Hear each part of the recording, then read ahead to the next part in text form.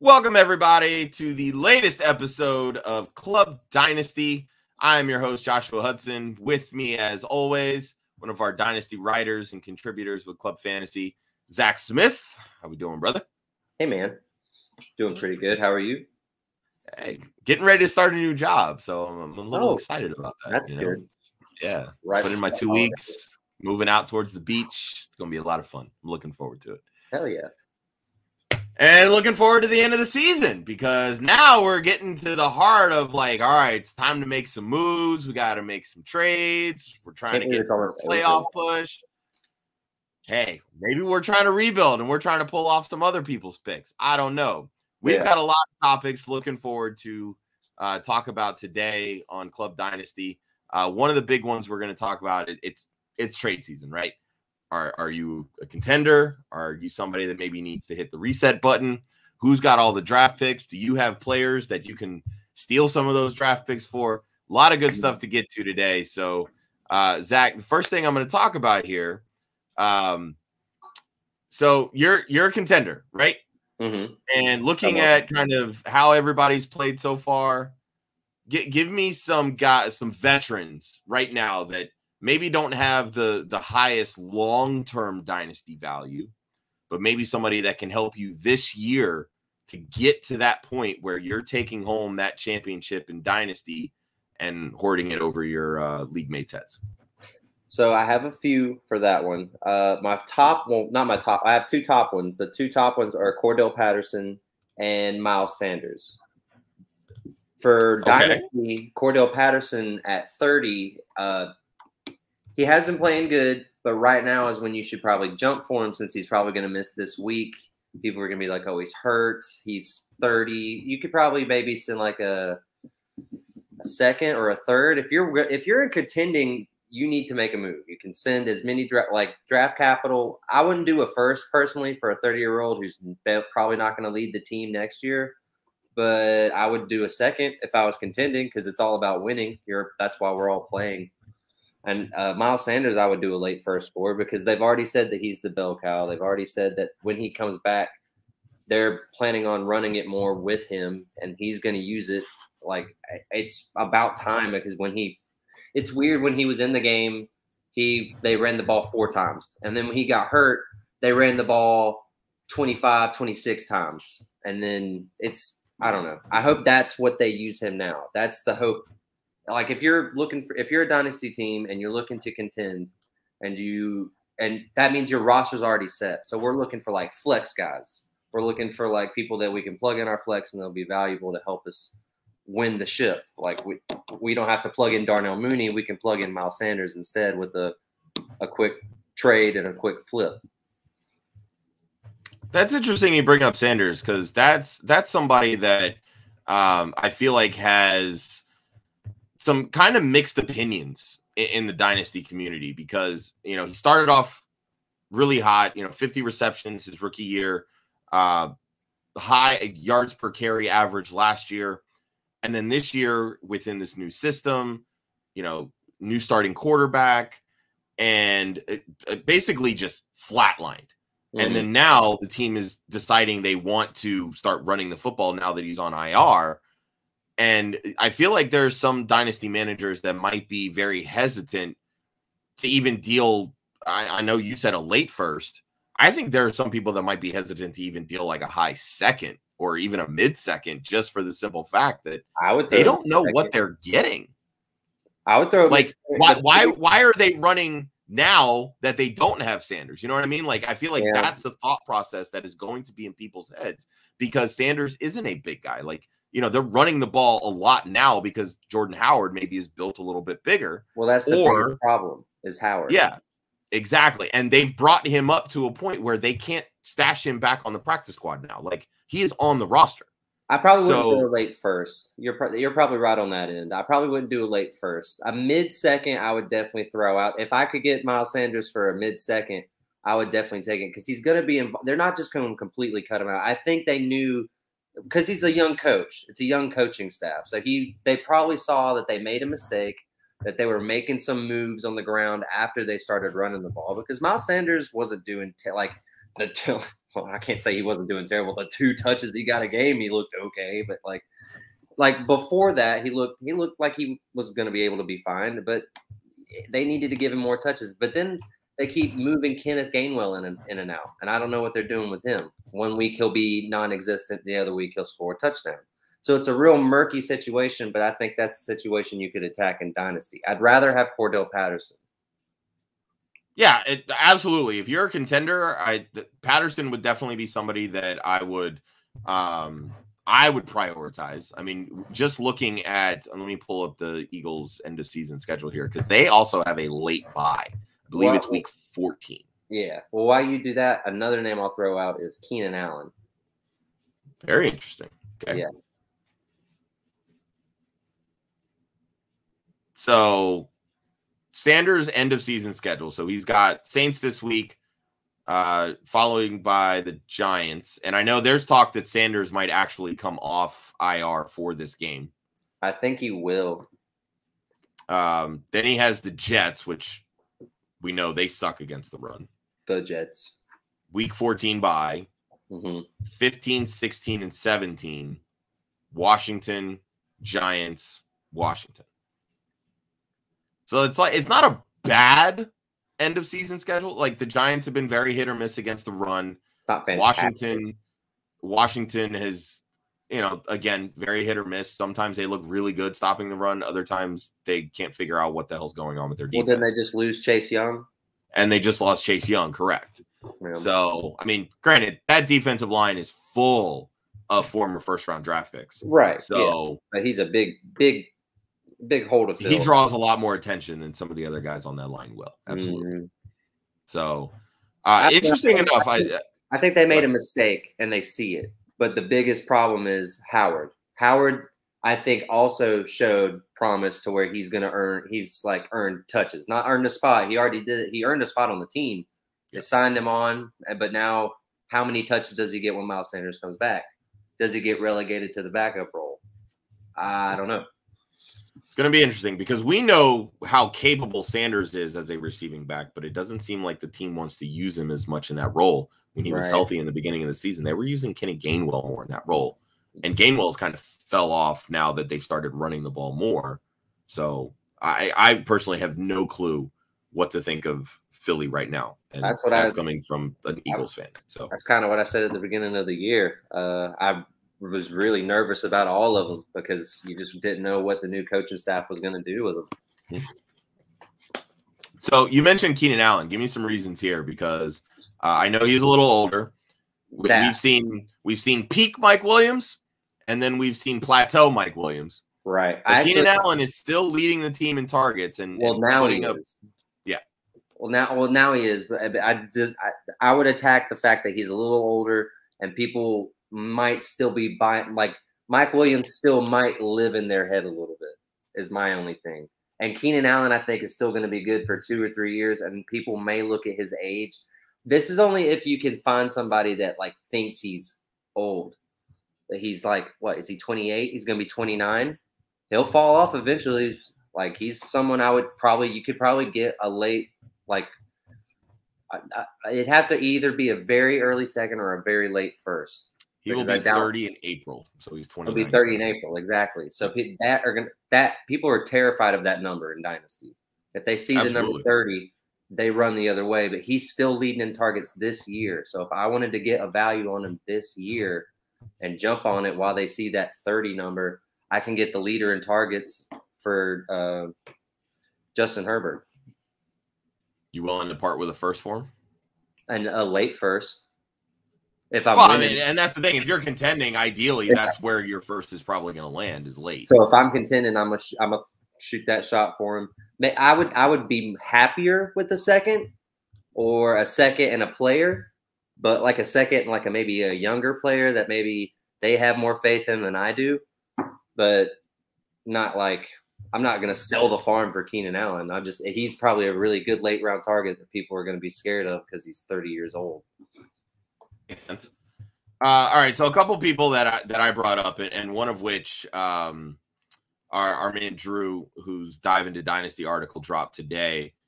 he brings up is Adam Thielen, talking about another guy that's, kind of on the other side of 30. He's currently 31. He'll be 32 when August rolls around. A lot of the talk at the beginning of the season was touchdown regression, right? He had 14 touchdowns last year. Well, he's still doing it. He has 7 touchdowns in 9 games this year. Right. But it feels like there's some positive regression, which is a term that I absolutely hate. Just say progression, but we'll go from there. Dalvin Cook only has 3 touchdowns all year, all of which have been scored in the red zone. This is a guy that's had 13 and 17 touchdowns the last 2 years. So it kind of feels like at a certain point, Dalvin Cook's going to start scoring more touchdowns, right? Mm-hmm. So if that happens, are we sure that Adam Thielen's going to be on pace for he's currently on pace for 13 touchdowns by year's end? I think he still could. I mean, because how many did Dalvin Cook have last year? Dalvin Cook was balling last year. He had 17, yeah. Yeah, but keep in mind, too, Justin Jefferson wasn't scoring a ton of touchdowns last year either. And his touchdowns. He's not scoring a ton this year. How many does he have this year? That's a good question. Let me find out. I think he's more of a yardage guy this year, I thought. I could be wrong but he has 4 so far in 9 games. That's not too bad. So I mean, he's on pace roughly to almost replicate what he did last year in terms of both yards and touchdowns, honestly. He's on the same cruise. Dalvin Cook's doing the same thing. I think he'll be fine. I think Adam Thielen's basically the same case as Keenan Allen. They're both older, and they're both balling right now. So if you're willing to part with a late first for Allen, what would be your price tag then on Thielen? Because for me, I wouldn't give anything more than I don't know if I would do a first for Thielen, which is weird to me because I would do a first for Allen. So I don't know, but I think I would prefer to do a second, like I said. But if I'm winning and I'm willing to if I don't care about the draft, like I'll say I'm contending. Actually, now that I think about it, I'm contending. I don't care about next year's draft class. I have the 112 or the 114. I would do that. I would take Adam Thielen and win a championship and make fun of everyone. Yeah, my biggest thing with Thielen right now, he's sporting career lows in yards per target at 7.4 and yards per reception at 10.8. So it's pretty clear that they're using him in different ways, and the red zone is just kind of where he's doing his job, and that becomes very hit or miss. Like if he doesn't score a touchdown, he's potentially losing you a week. That's what makes me more nervous with somebody like Thielen versus someone like Keenan Allen. Yeah. Kind of plays into the price tag, so to speak. Yeah. But another guy a little better, but you're right. He's absolutely a red zone guy. He's 100% a red zone guy now. Another guy that I'm looking at too is Leonard Fournette. I know there's, former first round pick, had some bright spots in Jacksonville, unceremoniously cut very late in the preseason last year, lands in Tampa, goes on a big run towards the end of the year. Then, of course, the debate began this year, Ronald Jones or Leonard Fournette. So many people were on the Jones bandwagon because he was the leader on the team last year. Bruce Arians and Tom Brady said, nope, playoff Lenny's our guy. So he's currently RB13 on the year. He did only come back on a 1-year deal, though, and he turns 27 in January. And we know sort of that, that peak age for running backs. He's already past that. Mm-hmm. Doesn't have a long-term deal. So there's a lot of risk in holding on to someone like Leonard Fournette, especially if you're kind of a middle-of-the-road team or even, somebody that needs to kind of start that rebuild process. We know that Tom wants to play till he's 80, but the likelihood of that happening obviously isn't there. But are we 100% sure that Leonard Fournette's going to take another discounted deal to come back and play for Brady? Or other teams might see, look, this guy still has some juice in the tank. And he's not just doing it as a rusher. I mean, he has almost 500 yards rushing so far this year, but he also has 38 receptions. Man. And this is something that we saw in his last full season in Jacksonville. He's capable. It's probably not, what you're preferring, because there definitely are better receiving backs, right. But he's still producing from that standpoint. And that's what you want from a fantasy perspective. So, looking at someone like Leonard Fournette, if you're a contender, and we know how ravaged the running back position is, where's kind of your threshold on what you would be willing to give up in terms of, you know, to pull in Leonard Fournette to kind of help you on a playoff run? I could do a second. I mean, because I don't want to do it first because I think he stays with Brady because I think that's what he wants to do. Like, I think he knows that his market's not going to be as great in other places as it would be in Tampa Bay. Maybe somebody might see him, but I hope he stays in Tampa Bay. But if he stays there, like you said, Brady wants to play forever, but how long is he going to be able to play forever? He has to eventually. And he hasn't looked good the last 2 weeks either. Yeah, well, he has to eventually start leaking through, and we've seen that already. Like, we've already seen him start to fall apart. So I would be really nervous to trade for Leonard Fournette, even if I was a contender. But I would do I don't know if I would even do a second though, which is crazy because I think ideally, like for me, I wouldn't even be opposed to like if I had Kenny Gainwell, like actually, like even just doing like a straight up, like because again, like you're looking at teams that you know are looking to get younger. Like maybe somebody's like, you know what, maybe the writing's on the wall. They're going to give Gainwell a shot. They fell in love with him in the pre-draft process. They're going to ignore the fact that he fell to the 5th round, et cetera, et cetera. Howard probably not there next year. Who knows with Boston Scott? Gainwell then becomes that second guy, and we've seen what Nyheim Hines has become for like Jonathan Taylor, which the Eagles now run a very similar system. I mean, would you get it done with Kenny Gainwell? Just Kenny. Okay, so even if you can't do like straight up like Gainwell for Fournette, maybe you do Gainwell in a third. Yeah, I would do that along those lines. Like, think of some of these like dart throw like guys from the last like couple rookie classes that maybe someone's still holding out hope that there's they need to be patient with those guys. And we're gonna get to some like rookie stashes a little bit later. But kind of staying on the veteran bandwagon here, maybe some guys who right now maybe you're just living off of name value that you might be looking to move and just try to get as much as you can now if you're a rebuilding team, because the value may not be there next year or even 2 years down the road. Give me some guys that you might be looking at in terms of that, Zach. And in terms of what? Sorry, you broke up a little on me. Veterans that have more name value right now versus production. Oh, okay. Aaron Jones a little bit. Just because he got not just because his injury, but AJ Dillon's been eating into his stuff more and more. Like he gets more and more tips every game. Like I think it's even more like it's basically 50-50 at this point, ain't it? In terms of snap share?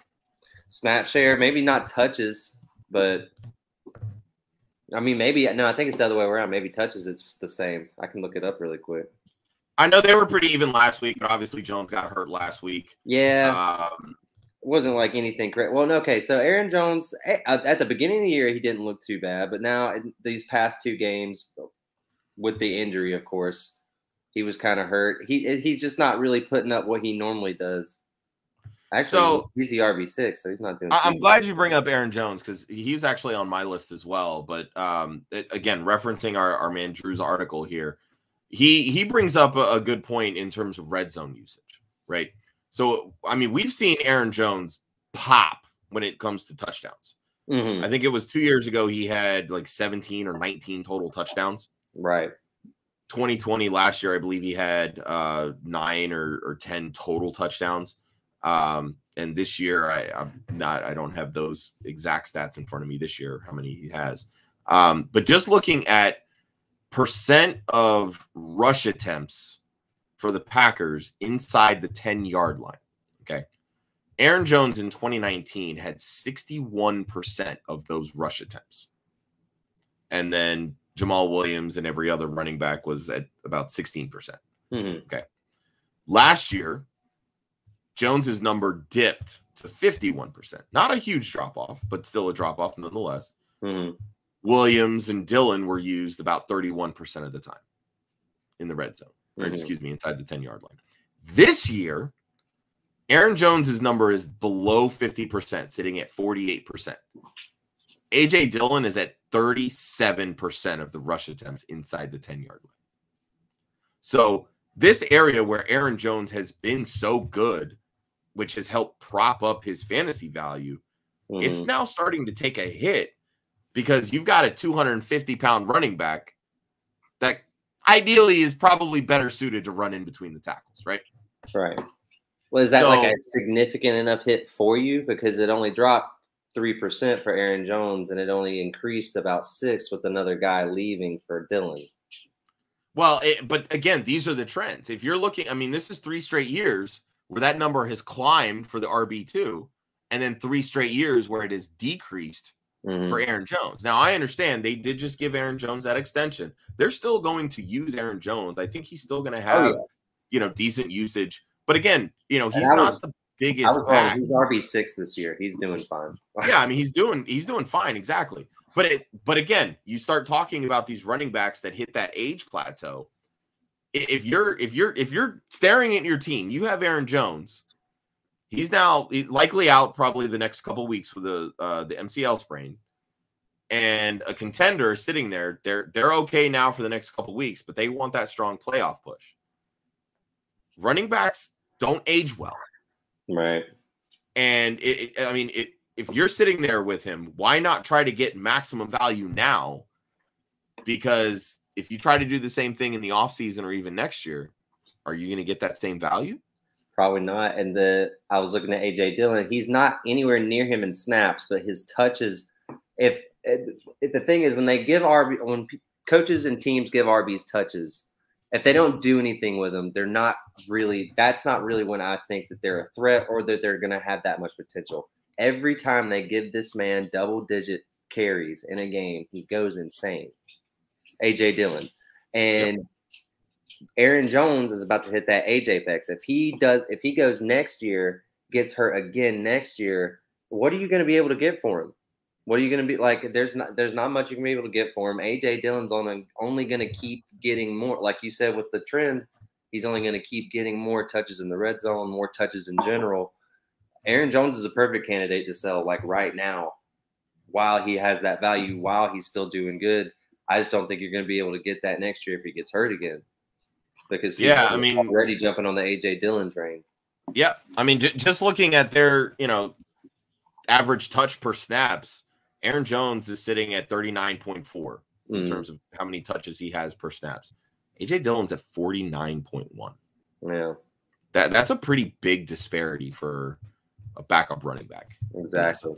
So, it's going to get to a point where A.J. Dillon is going to take over that role. Maybe not full-time, but he's going to cut more into it.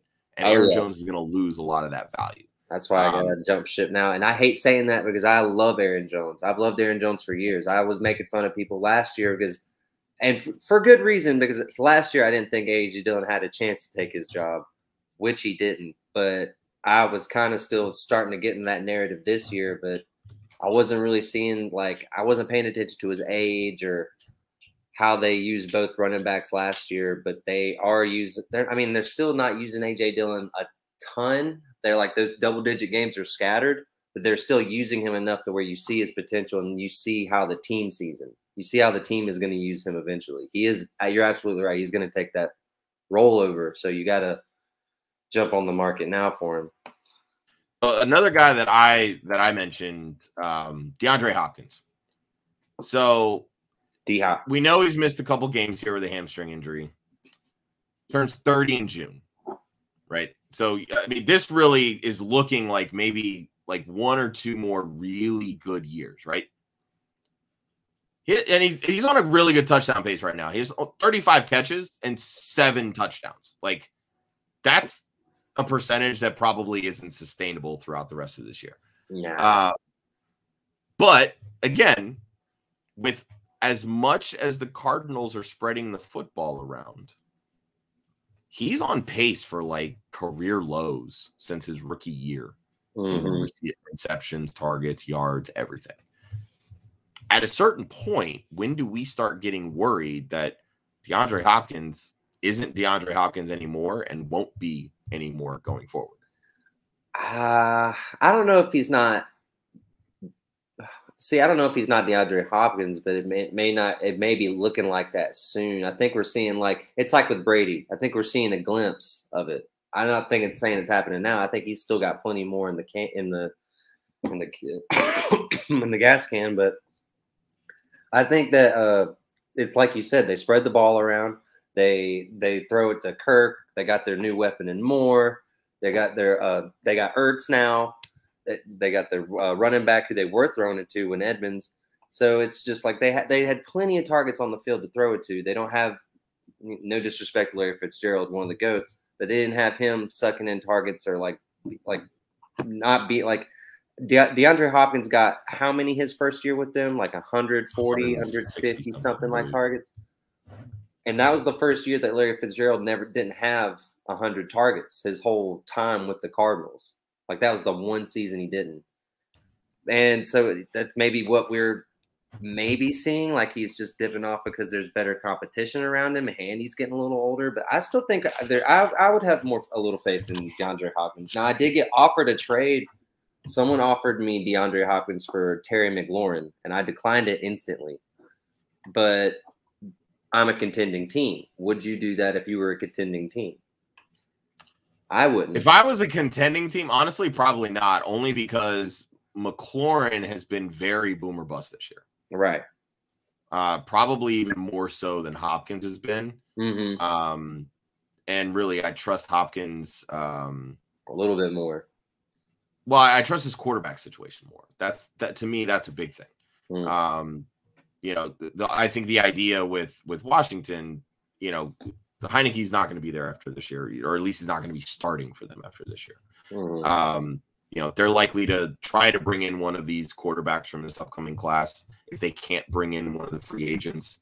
You know, it just there's as much as I love McLaurin, and he is younger, so I don't hate the idea of trying to make that move. But again, if you're contending, I want the guy that I feel like can help me more now, and I still think that's Hopkins. But if I'm sitting there where Hopkins is rotting, I don't want to say rotting, but you know, if he's on a roster that probably isn't contending this year, might not be in the best of shape heading into next year, I think if you can get a first rounder for him, or even like if you can turn that into maybe McLaurin and a draft pick, I don't hate that. You know, like there was at one point I was trying to get, you know, I've got one of my oldest dynasty teams that I feel like has kind of hit a plateau. Like I'd won a championship within the first 4 years. Things just weren't clicking. Like a lot of the veterans, you know, up and down. Like I had one really, really good week, but it's been kind of And I was really sitting in the middle of the pack, and it was like, you know what? Maybe it's just time to blow it all up. And one of the things that I was trying to do was deal Hopkins. And I'd had an offer. I sent out an offer to try to get maybe like Devonta Smith and a first. But I also have Devontae Adams, and they countered with sending me Devontae, but only giving me a second-round pick instead. So I'm like, all right, well, I mean, ultimately I ended up finding a better deal. Like I dealt Ezekiel Elliott with Devontae Adams, and I ended up getting back Cam Akers, 3 firsts and a second in the deal. That's a solid deal. So, I mean, that's kind of, you know, the types of trades that we're talking about. Like if you really feel that your team is like not at a point where they're like, all right, they're going to be one of the top 3 finishers, and you're kind of sitting in that middle ground, like that area in Dynasty is the absolute worst place that you can be, because all you're doing is holding out hope, thinking that your team is going to finally put it all together. And sometimes it just doesn't work, and that's okay. But that's where it's okay to say, you know what? You've done great things for me, guys, but it's time to move on to bigger and better things and get younger and hit that reset button. You know? I hate doing that with players that I really like, but DeAndre Hopkins and Aaron Jones fall into that category really hard. Yeah, and honestly, and I think another guy that you could even throw into that equation is Derrick Henry. Yeah, Derrick Henry. Now, see, the only reason with Derrick Henry is I know he just got hurt, but see, at the beginning of his career, he shared the back. I think he shared the backfield for the first 2 years, and then he broke out in his third, right? Yeah. So he has a little, but then the counter argument is right after that, he got 300 touches, 300 touches, 300 touches. So maybe you are right. Maybe this would be the best time since he's got that name value. But I just always feel like he has more tread in the tank or gas in the tank because he didn't start off with the workload right off the bat. Like that's always been my case for him. Like he's always got he's got like a year or two past the AJ picks for running backs because of that. But yeah, he's going to be 29 next year. Oh shoot! Well then, I believe. Let me just verify that really quick. Thought he was like 27. He's currently 27, so he'll be 28 in January. Okay, all right. But I mean, this currently is his 6th season. And I mean, we saw how heavily they were riding him to start this year. I mean, in 8 games, he had 219 carries. But they already did that the last 2 years, didn't they?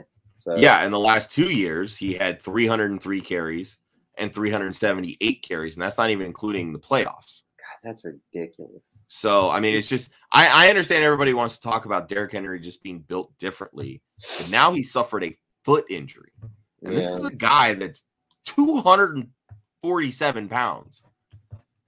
Like, that's a lot of weight to put on a foot, let alone an injured foot. And there's talk and hope that Derrick Henry might come back for the playoffs. So, crazy.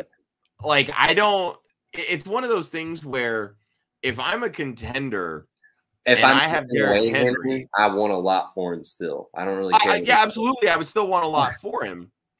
But maybe I'm somebody that, I have a young team that is showing some promise that I'm currently sitting in that middle realm, right? Mm-hmm. And I have maybe a little extra draft capital. I could maybe make a move and get a Derrick Henry, knowing that he's not going to help me till next year, but that's the piece that's going to help me next year. You know what I mean? Right. Yeah, that'd be a good. That's not a bad deal to make. He's a tough one to do, but I would definitely want a lot for him. So I'd be careful about buying him, but I think shipping him off wouldn't be a bad idea. I already jumped ship on Dalvin Cook last year, but I got 2 firsts and Stephon Diggs. So that's a good deal. I'm cool with that. All right, so I'm going to kind of skip over this section and I'll jump right back to it. But since we're kind of talking about the idea of rebuilds, the argument always is, when's the best time, right? How early is too early, or how late is too late, right? So Zach, I want to kind of get your opinions here, because I mean, looking at the show sheet, I've kind of put right my in here. So if you're on the fence, when do you feel is the earliest that you can say, all right, I got to start trading off my assets now? I look at it as first thing I look at is the record and how long I have to the playoffs, like how long my specific league takes to the playoffs. So like, say one league like starts playoffs 1 week earlier than my other league, then I need to really consider maybe looking at my roster. Do I have a chance to make the playoffs? That's your first thing. Your second thing is, I'm not a huge tanker, but I'm like, if I know that I'm not going to make it, I need to see how many vets I have on my team and compared to how many like young people I have on my team. So, because like I was looking at one, I have two dynasty teams. Both of them are 3-7. I have to basically either like win out or consider just losing the whole year. So one team has DeAndre Swift, Cam Akers, Justin Jefferson, DK Metcalf, Dallas Goedert, like Jalen Hurts, nothing but young guy after young guy after young guy after young guy. It's just I have had terrible luck on it. I have the 3rd most points in the league, and I'm in I think 2nd to last place because I have the 2nd most points against me. So that team, I don't think I would want to rebuild it because it's more so just bad luck at that point. Yeah, it's more bad luck. It's more like I need to like not really consider rebuilding that one. Now the other one, I have Derrick Henry, Joe Mixon. I think I have Devontae Adams. What's the other one I have? I think Darren Waller's on there. Like it's a stacked team and it can compete, but it's another one that I've had bad luck, but it's got a ton of vets on it. How good are all those vets going to be the next year? Like like that's what you have to look forward to. Like that younger team that I have, can definitely compete next year. It might be better than it is this year. So I don't want to get rid of that team if I have a chance to. This other older team, if it's going to lose value and I'm not going to make the playoffs this year, I need to start thinking about jump and shift. And that's how you tank. You trade your assets, you get younger assets and draft picks, and you're probably going to lose anyway. So get a better draft pick, get a better spot in the next year's draft, use that draft capital next year to get you a better player. However you want to rebuild, that's up to you. I usually like to send out a vet and get a younger guy in a draft pick. I usually don't like just getting draft picks because this isn't the real NFL. So I don't know why everyone always does that.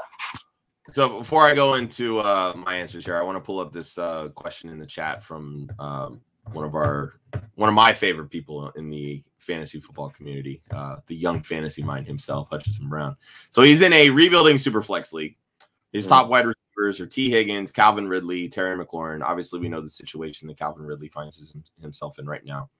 He also has a few promising young wide receivers, but his quarterback's a little bit older, Ryan Tannehill and Ben Roethlisberger.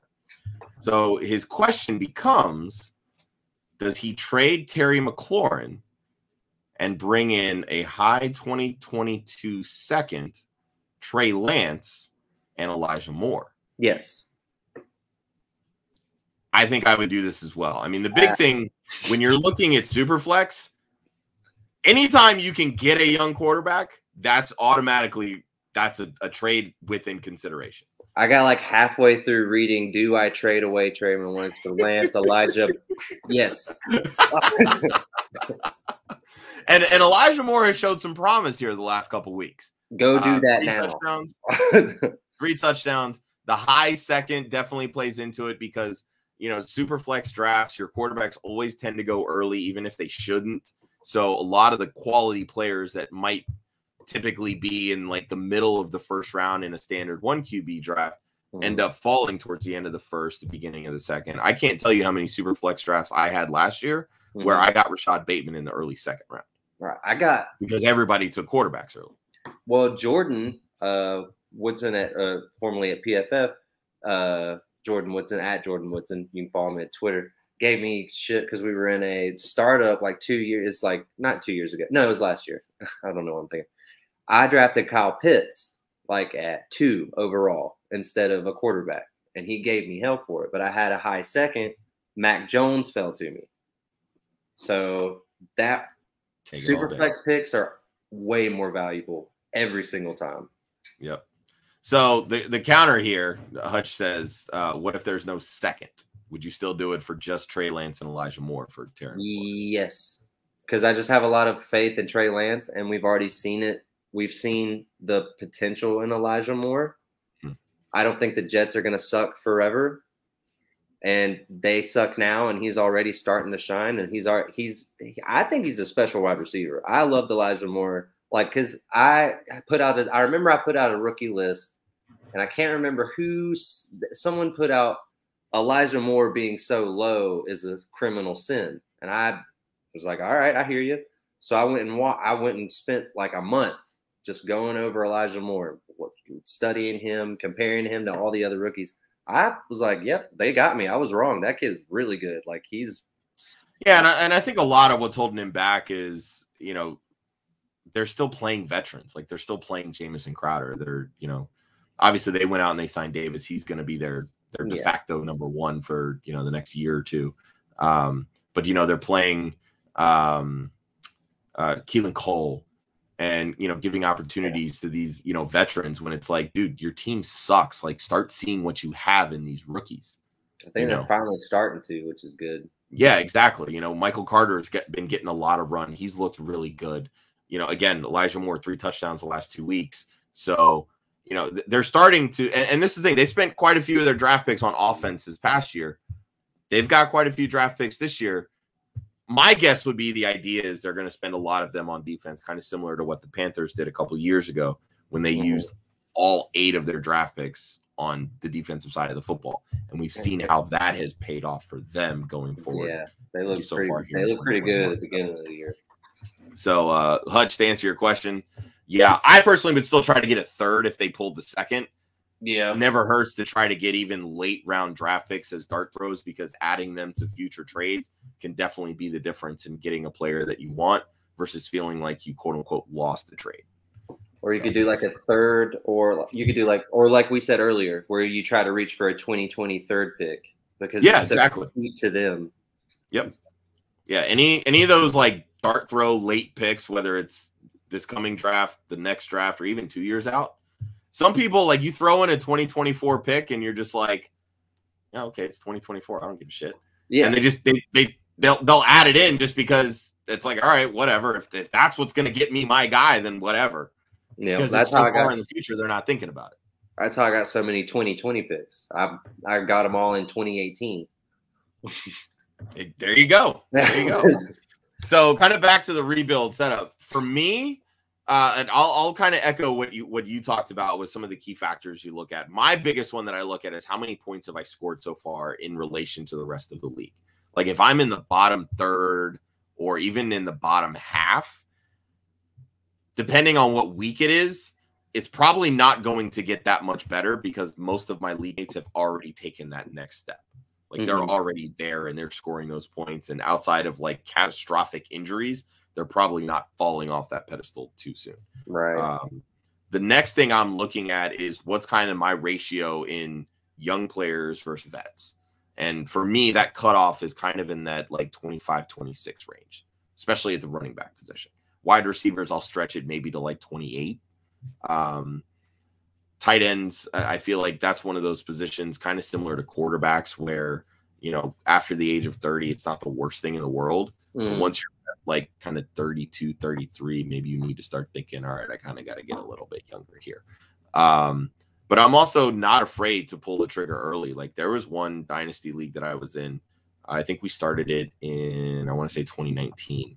And I traded a lot of like the startup picks and draft picks and everything. And I loaded up, like absolutely loaded up. And after the first 3 weeks, I was 0-3. I was like, what in God's name just happened here? So I said, you know what? We're blowing this bitch up. So I said, boom. It's going. Run it back, baby. Run it back. It's out of here. Yeah. But I mean, it's led me to, you know, I've made a lot of different moves over the last couple of years. My current wide receiver core is Jamar Chase, Justin Jefferson, Deontay Johnson. I have J.K. Dobbins, Najee Harris. I have Kyler Murray, Kyle Pitts, Mark Andrews. Like, I've got a good squad. Of course, I don't have any first-round picks for the next 3 years, but that's okay. These guys, they're young enough to stay healthy. You don't need first-round picks. You don't need those. So, you know, and again, doing different things in different leagues, I feel like if you keep the same strategy in every single dynasty league you're in, it's not going to work. You have to be able to pivot and do different things in different leagues and try not to have too much exposure to one player, because if he goes down, it's going to sink all of your teams, and then you're starting every process over again. So it's nice to be able to diversify and get different players, you know. And the other thing I'm looking at too is what kind of draft capital do I have? You know, are these guys going to help me get to a point where I have a lot more draft capital, which ultimately is liquid assets, you know, to kind of use like a investment term. Like, that's what you're looking for. You want to be able to have pieces that become attractive to people over time. And we all know that draft picks ultimately become more and more and more valuable the closer you get to the NFL draft. Not just your rookie draft, the NFL draft. Because Right. some people will fall in love with players before they even get to a landing spot. And then there are some managers that fall in love with a player after they land in a certain spot. So sometimes it's a little easier to be able to just kind of look and see kind of the reactions. And so many of us, you know, we play in leagues with people that are very active in the fantasy football Twitter community. And you start seeing these opinions that pop off. And it's like, if you know you play in a league with that person, make a mental note. Hey, this person I know really likes so-and-so. Yeah. They might give you the house for that player, especially if you're not as high on them. I never trust a player that no one was talking about, and then they get drafted like McCall Hardman and Tutu Atwell. I know people were talking about Tutu Atwell and everything a little bit before, but I don't care Like, if you were talking about them just because they land on the Chiefs or they land on the Rams doesn't mean they're going to ball out all of a sudden. Yep. Like, they're not just going to get yards out of nowhere. Like, I hate that. But when you said that, I like cringed. I was like, ugh. I mean, honestly, I fell into that trap too with A.J. Brown and the Titans. Like, they were such a run-centric offense. A.J. Brown was hands down my favorite wide receiver from that class. And I absolutely loved it. Yeah, and I did the opposite. I ended up dropping him and ultimately fading him because of the landing spot was, to me, less appealing. And, you know, to a certain degree, DeAndre Swift kind of fell into that realm as well because, you know, the Lions have just been god-awful. And it's like, okay, well, how much are they really going to use a running back when they can't do anything else? And, well, we're seeing it. They're using him quite a bit this year. You know, I was only in a position to where I could add Swift in one league because every other league, I really like J.K. Dobbins in Baltimore. I loved him not necessarily as a talent, but I also love the landing spot too. And when you merge the two, it's like, all right, cool. That's it. That's going to outweigh the pure talent perspective from a bad landing spot for me. So I ended up with Dobbins in a couple leagues, you know, taking him over Swift. But, you know, kind of talking on like the diversifying side of things, Hutch, feel your pain, brother. Cam Akers was set for a huge year this year, and it's very sad that he ended up getting hurt. It's going to be very interesting to see next year. Faith. Have some faith, man. I will say in that big trade that I referenced earlier when I dealt away Zeke and Adams, I got my first share of Cam Akers, so I am excited to kind of see how that plays out. So I have a good feeling about him, man. I'm not too worried about it. I got an okay feeling about him. So we've talked about, you know, kind of some veterans that we're willing to move and acquire, kind of when the best time to start to rebuild is. Give me, and we've talked about this kind of a little in previous episodes.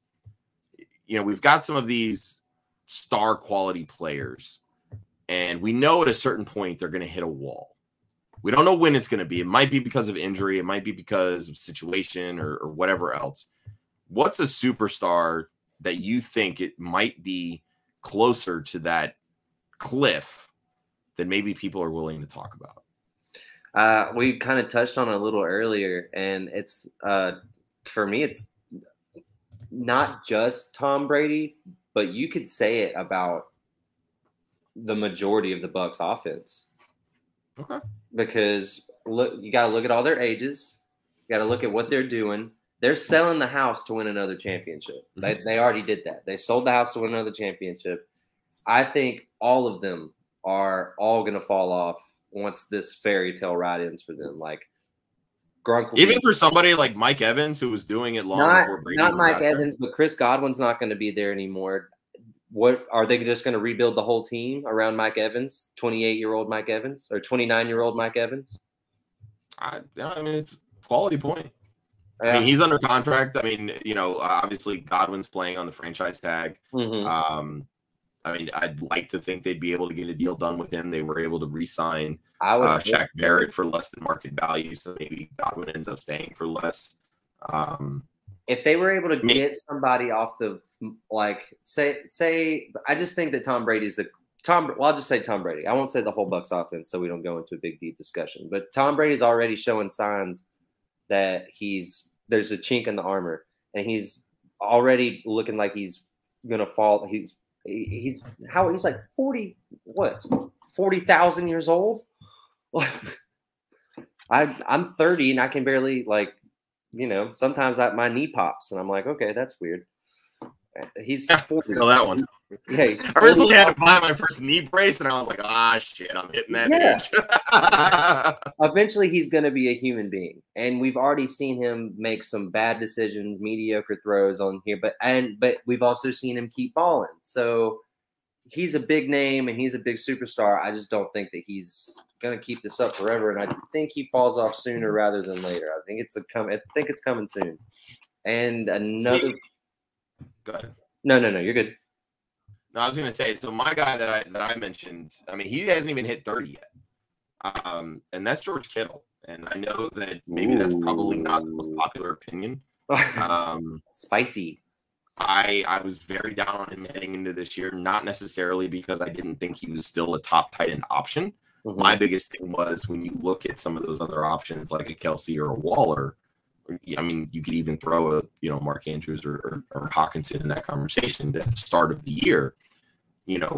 What you're ultimately looking for from your top tight end, not necessarily just the production, it's how many routes are they running?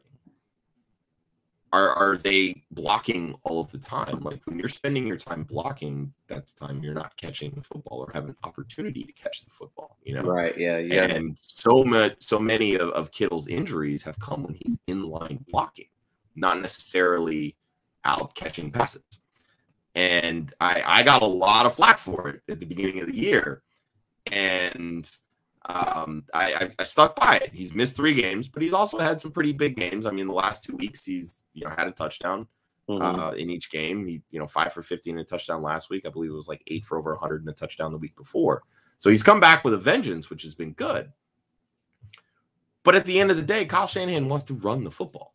Like, that's his MO. That's what he wants to do. And so much of that offense, they rely on yards after the catch, manufactured touches, etc. How long do we think Kittle can keep this up, especially when he hasn't played a full season since 2018? He's already 28. He's going to be 29 next year. I understand tight end has, I don't want to say a similar longevity to quarterbacks, but probably more so, obviously, than the running back position, maybe even more so than the wide receiver position. But like, for me, I would have zero issue if I could pull off a deal for Kittle and bring back someone like Hawkinson, I would even go so far as Pat Freiermuth with a couple of first-round picks on top of that. Yeah, Pat's shown a lot of potential, and then I would honestly try to shoot for the Hawkinson deal, like try to do Hawkinson, and what would you do? Like, yeah, because I mean, at a certain point, you have to expect that. I mean, Detroit has the Rams' next 2 first-round picks over the next couple of years. They're not going to suck forever. Yeah, well, I mean, they have sucked forever, but the idea is they're not going to suck. What if they go 0-17 or 0-18? I mean, it's pretty clear they need to upgrade from Jared Goff, but they're going to have extra draft capital to a point where, they're going to bring in a good receiver, and there's some good receivers in this upcoming class. There's some and they've got a really good running back. Bringing in a good wide receiver is going to take a lot of pressure off of Hawkinson. It's going to take a lot of pressure off of Swift. That'd be cool. Bring in someone like a Garrett Wilson. I mean, even if you wanted to maybe wait till the second, Chris Olave could fall that far. He's just not playing that good this year. Again, I'm not somebody that knows all of the big name wide receivers in this I know. The only reason I said it like that is because he disappoints me. He should have came out this year. I agree. I believe he should have as well. So it'll be interesting to kind of see what the Lions ultimately end up doing, because I don't think there's any way in hell you can go into 2022 with Khalif Raymond as your number 1 wide receiver. Like, that's just not going to happen. Ugh. So and again, adding a number 1 weapon, maybe that makes Amon-Ra St. Brown better in the slot.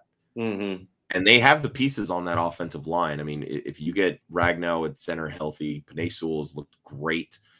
Decker on the other side, like they have bookend tackles. So, they have a wide receiver 1 for sure. Yeah. And that's what's going to help that offense. So, really take off with 4s and then figure out what they're going to do at quarterback. I know that they owe Jared Goff a lot of money. I know that this class isn't really the best, quarterback class.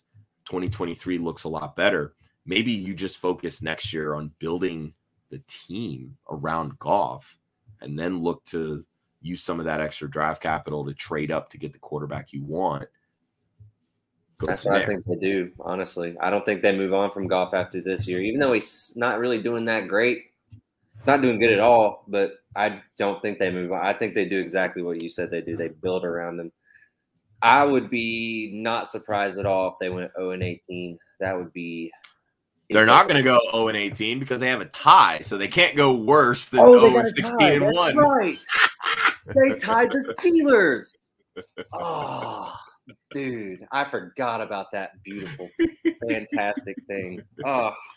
All right, so we'll end on this note as Thursday Night Football has already kicked off.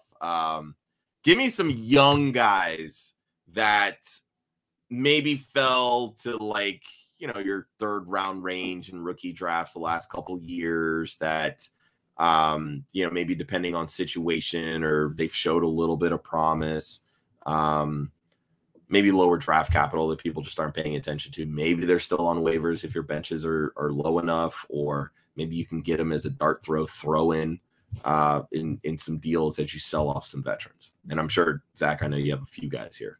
I got a couple. Donald Parham. I don't know how to say it. Okay. Parham. He put it on Twitter. Parham. You're welcome. Parham.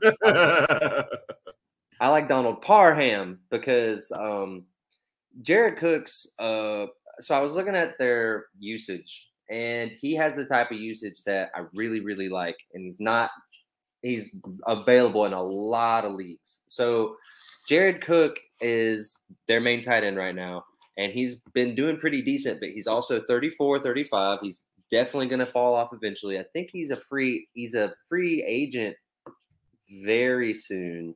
Not immediately. I think it's like 2 more years. He's very old. I like how they're using Parham, and because he's already got 3 touchdowns this year. He's been involved in all the games. He's gotten a consistent 2 or 3 targets down the last stretch these last few weeks. I like tight ends that are younger, on the younger side, behind an old veteran, and on a good offensive team. He matches all 3 of them. He's shown that he can play the role. He's what we wanted Ian Thomas to be, because Ian Thomas was a developmental tight end. Yep. He just didn't develop into a tight end. And then on the Panthers side of that, since we talked about Ian Thomas, Tommy Tremble. Love the Tremble. He may not be like available on your waivers, but he's shown a lot of potential, and they traded Dan Arnold because they have him and they have faith in him. So I think that I would try to throw like a 3rd for him if I was a tight end needy team, tight end premium, try to get him on my team before he gets more experience, better. Yeah, and they've done a pretty good job of trying to manufacture plays for him. I mean, they've done some jet sweeps with him. He's a pretty athletic guy for his rookie year, blocker as well. So that's going to keep him on the field. I mean, and that's kind of the double-edged sword with tight ends. If you're really good at blocking, that means you're going to play early and often, but it also means you may be stuck blocking and not running routes, right? To where you become useful in fantasy. But that's kind of the risk that you take with stashing tight ends, because again, there's only so many good ones. You can't expect them all. You're looking for lottery tickets at the position. Absolutely. Oh yeah. And then Jacob Harris for the Rams, he falls under that umbrella. Now, one person I will say he's definitely not on your waiver, and if he is, leave the league immediately. But he is a buy low, and he's someone that I would stash. Terrace Marshall, like he's not getting used at all. like he's barely getting any usage on the field, and I know the talent is there. He's someone I would definitely go try to shoot low and put on my team. He may not even pop next year, but I think he will pop. So that's someone he definitely has the draft capital that maybe somebody like a Darnell Mooney, Gabriel Davis, like those were kind of popular like stash players last offseason. Exactly. So the idea behind it is that they'll eventually use him. Maybe he just hasn't. And again, I can't even say that maybe he hasn't picked up the playbook. It's the same damn playbook that ran at LSU. It's the Joe Brady offense. So it really does. It makes zero sense. And I'm curious to see, maybe now that they bring Cam into the equation, maybe that helps. Who knows? I've been sending out offers everywhere. Yeah, and I think that's a solid strategy. One young tight end that I'm going to throw into this that I didn't actually write on the show sheet, but Brevin Jordan. I still don't understand how he slipped to the 5th round. He was one of my favorite tight ends coming out, and I'm only somewhat biased as a Miami Hurricanes fan. But the one game that he got legitimate run, 3 catches, 43 yards, and a touchdown for Houston. Like, this is a guy that can play, and they don't really have great options. I mean, Pharaoh Brown, Jordan Akins has been kind of hit or miss. I understand they don't have a great offense. They don't have really a legitimate quarterback right now. I was going to say, does that worry you that their quarterback situation isn't like nailed down shut? It doesn't worry me yet, because more often than not, tight ends take 2 to 3 years to develop. Yeah, you're right. And by that time, they'll have somebody. And really, let's not single out Davis Mills yet. Well, no, I'm not He saying looks he's like a rookie terrible. early, but he also made some strides. And at one point, he was the #1 high school recruit in college. Like he just, he's very inexperienced because he was hurt a lot in college. So I think there's a lot of room to grow. And let's also not forget, he was the Texans' first draft pick this year. Like they went into this draft saying, we're going to get this guy. Was that the second or the third? Third round. And again, we've talked already. This is a weak quarterback class. So maybe the Texans don't trot out or don't use one of their draft picks this year on a rookie and see what they have with Mills next year. Or do you think they keep Tyrod? I think if they keep Tyrod, they have no idea how to run an organization. Well, it is the Texans. Yeah, and I still don't understand why he's playing this year. Like your team is set to lose. Like the only thing I can think of is that they know legitimately how bad this team is, and they just don't want to make it any worse for Mills, because the only reason that Mills was starting was because Taylor was hurt. Right. And that wasn't maybe the ideal situation. Like they wanted to kind of give him some time to learn the playbook, grow and watch, and et cetera, but not necessarily grow in game action. So I don't know. But a couple other guys that I'll mention. One's a second-year receiver with the Bucs, and again, you kind of mentioned Godwin, 1-year deal. AB, 1-year deal. That's Tyler Johnson. He's the guy that's kind of the next man up for them every time one of those guys misses a game. Elite route running skills. Like I love watching this kid run routes. He's so good out of Minnesota. Really, he slipped to the 5th round because of character concerns. But by all accounts, he's been pretty good. Brady's had no issue throwing to him when needed, and he's put up some decent games filling in for these guys. The last guy I'll mention, and he scored a touchdown in the last 2 games that he's played, one of which being Week 10. That's Jamar Jefferson with Detroit. Jamal Williams, I know he started really heavy with usage, been in and out with injury concerns. I mean, at a certain point, why pay Williams when you have somebody like Jefferson who seems to be doing okay? I mean, 2 touchdowns in the last 2 games. Like, I mean, I have him stashed on quite a few taxi squads in some of my leagues. I mean, he was basically a free dart throw in 3rd-round rookie drafts. I would also, one name I'd throw out there is, and we don't have to get into why, but I'm pretty sure everyone that would watch it would know why. I would definitely stash Alexander Madison. Absolutely. Yeah, I mean, he's probably on a lot of rosters already. I mean, he's the clear handcuff to Dalvin Cook, but while he's a backup, I would get him. Yeah, I think that's fair. All right, that's all we got. Zach, appreciate you as always, brother. Tell everybody where they can find you and what you're working on and all that good stuff. You can find me at FF Wu-Tang Forever. I'll be working on some Dynasty content for these guys. Was going to do a target share article, and then I was going to do a running back article, but we covered that today. So I'm not too sure what I'm going to be doing coming up soon, but I'm going to be sitting down and trying to figure it out since I have some more time coming up thanks to the holidays. Love it. Love it. I'm Josh. You can find me at the One Hudsonian. My weekly confidence plays article will be dropping to Friday morning, as always, as throughout the season. It's basically a start-sit column, kind of helping people with their lineup decisions. We have our start-sit show every Saturday morning, 11 a.m. Eastern. Our guest this week, Miss Lindellians herself, Linda Gottfried, who recently has her weekly kicker tiers picked up by the Matthew Berry Fantasy Life newsletter. So kudos to her. We just dropped our Ryan Stream of the Week video on our YouTube page. We'll have our Oh Captain, My Captain for either the Sunday night or Monday night DFS slate on DraftKings, dropping sometime Saturday afternoon. And then, of course, DFS and Chill on its new home Sunday mornings at 11 a.m. Eastern. So be sure to check that out with Ryan and Kira and this week's guest, Aaron Larson, writer with the Fantasy Footballers and Team Rise or Fall. This has been Club Dynasty. Once again, that's Zach Smith at FF Wu-Tang Forever. That's the number 4 and Eva, EVAH. I am the One Hudsonian. We'll see everybody in 2 weeks for another episode of Club Dynasty. Peace out, y'all. See ya.